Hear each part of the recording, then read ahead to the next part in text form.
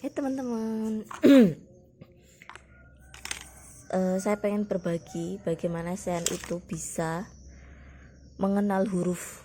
Jadi Sean itu mengenal huruf nggak cuma dari tulisan gitu ya, dari kertas kemudian dikasih pensil gitu, enggak. Jadi ini adalah beberapa mainan edukasi yang sudah Sean miliki sejak umur kurang dari setahun. Saya memang membelinya tidak secara kontan gitu, maksudnya step by step, ini dulu kemudian ini gitu.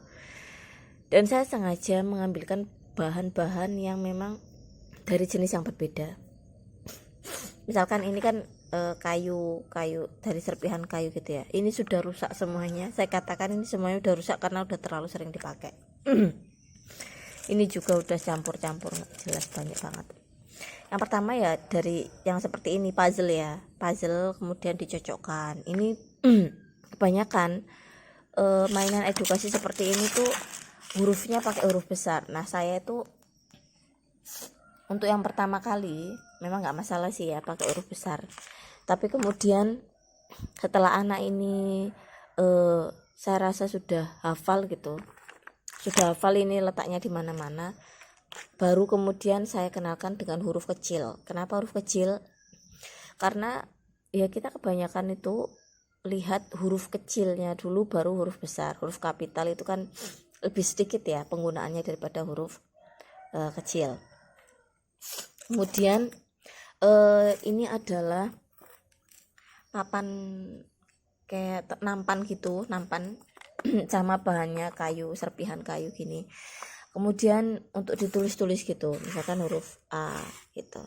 Ini tuh bisa dengan kita tuh nulis di kertas huruf A gitu, satu kotak kayak gini, cuma satu huruf aja, tapi misalkan gini ya, O gitu, kita nulis sendiri bisa, kemudian anak menirunya. Dan ini tuh sengaja saya ambil pasir dari pantai. Setiap ini sebenarnya enggak banyak, karena pasir pantai ini selalu saya filter dulu, saya pakai ayakan halus, kemudian baru tak taruh sini. Nah ini karena saya udah enggak masa seperti itu lagi, maka ini ya udah kasar ya, ini pasir kasar. Sebenarnya bagusnya kalau pasirnya ini di filter dulu, diseleksi dulu sehingga jadi pasir yang halus banget. Saya pakai pasir pantai karena di situ relatif aman dan gak banyak cacingnya.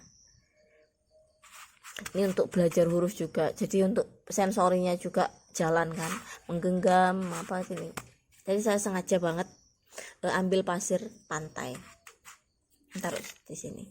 Kemudian ya yang selanjutnya ya pakai ini banyak sekali di pasaran, huruf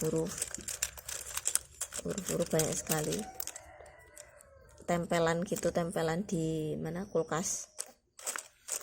Ini udah banyak ya. Kemudian yang terakhir yang saya beli adalah ini card, untuk kartu ya, untuk membaca. Ini udah rusak banget karena saya udah bukan hafal ya, udah bisa gitu, udah bisa baca. Ini udah bisa, dari depan sama belakangnya ini beda. Nita ini maksudnya kan kereta api, belakangnya itu beda lagi tulisannya. Ini udah rusak lagi, bahkan beberapa udah terlalu banyak. Jadi Sean itu sudah belajar ini sebelum dia masuk kelompok bermain atau playgroup. Jadi rasanya memang sangat aneh ketika dia di playgroup kemudian dikenalkan huruf. Itu menurut saya ya sudah nggak relevan lagi dengan kemampuannya dia. Bukannya Sean itu terlalu cepat atau apa ya, karena ini adalah salah satu bentuk mainan-mainan yang sudah dia miliki jauh sebelum dia masuk sekolah. Jadi kalau ada yang nanya apa ya tujuan saya membelikan mainan-mainan itu, ya karena menurut saya mainan itu tuh worth it untuk dimainkan, itu yang pertama. Kemudian yang kedua, saya sebenarnya tidak ingin membuat anak saya tuh terburu-buru untuk belajar literasi, tentang membaca huruf dan lain sebagainya. Justru karena saya nggak pengen anak saya tuh dikenalkan dengan cara yang instan gitu, maksudnya dengan kertas, dengan pensil, kemudian dituliskan ini huruf A, ini huruf B. Saya nggak mau seperti itu. Makanya sejauh-jauh hari saya membelikan mainan-mainan itu untuk anak saya, ya biar dia mengenal huruf itu ya dengan berbagai indranya gitu. Dia menggunakan berbagai indranya untuk mengenal huruf itu, nggak sekedar bisa baca atau apa.